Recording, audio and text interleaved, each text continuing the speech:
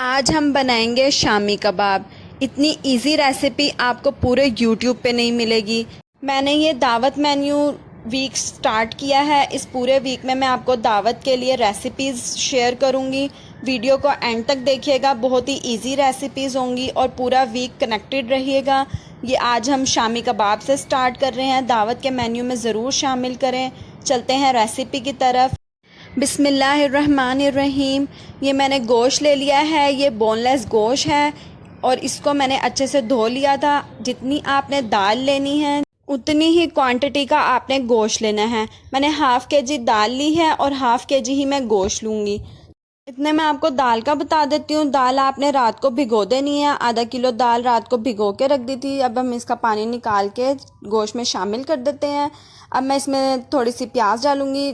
एक अदद मैंने प्याज ली थी, उसको मैंने स्लाइस करके काट दिया है। 1 टेबलस्पून मैंने इसमें लहसुन अदरक का पेस्ट शामिल किया है और इसमें मैं साबुत गोल मिर्चें शामिल कर रही हूँ 15 से 20 अदद।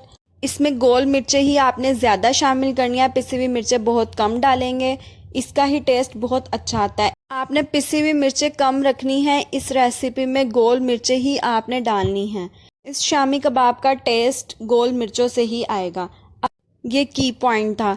अब मैंने इसमें हरी मिर्चें शामिल की हैं 5 से 6 अदद और 1 टेबलस्पून मैंने इसमें सूखा धनिया शामिल किया है। 1 टीस्पून मैंने इसमें हल्दी शामिल किया। हल्दी बहुत कम डालनी है, आपने 1 टीस्पून डालनी है सिर्फ। 1 टेबलस्पून 1.5 टेबलस्पून मैंने इसमें नमक शामिल किया है, क्योंकि नमक आप ऊपर नीचे अपने हिसाब से कर सकते हैं। इसके बाद मैंने 1 टेबलस्पून इसमें पिसी हुई लाल मिर्चें शामिल किया। इसके अलावा मैं इसमें मिर्चें नहीं डालूंगी। अब इसमें मैं अच्छे से पानी डाल देती हूँ। जितने पानी में हमारा गोश्त गलेगा, ये तकरीबन मैंने 2 गिलास के करीब पानी शामिल किया है और मैं इसको पकने के लिए रख देती हूँ। आप इसको कुकर में भी पका सकते हैं और पतीले में भी। इतने मैं आपको ये रेसिपी दिखा देती हूँ। इसका लिंक मैं डिस्क्रिप्शन में दे दूँगी। इसमें मैंने शामी कबाब लगाए थे और मैंने पूछा था कि मैं शामी कबाब की रेसिपी दूँ। ये रेसिपी ज़रूर ट्राई करिएगा, बहुत टेस्टी बनते हैं। कबाब का मसाला मैंने पीस लिया है। इसके पीसने का तरीका मैं आपको बता दूंगी। अब मैंने इसमें चॉप की हुई 2 बड़े साइज़ की प्याज शामिल की हैं और हरी मिर्चें 5 से 6 अदद मैंने चॉप करके डाल दी हैं। हरी मिर्चें और इन तमाम चीज़ों को हम अच्छे से मिक्स कर लेते हैं। अगर आपको ये ज़्यादा हार्ड लगे तो आप इसमें एक अंडा भी शामिल कर सकते हैं। वैसे अंडा मैं नहीं डालूँगी क्योंकि उसकी ज़रूरत नहीं है। और इसके मैंने कबाब की शेप बना ली है। इसको पीसा है मैंने मशीन में। आप इसको घोटे से भी पीस सकते हैं और इसको आप मशीन में भी निकाल सकते हैं और सिल पे भी पीस सकते हैं।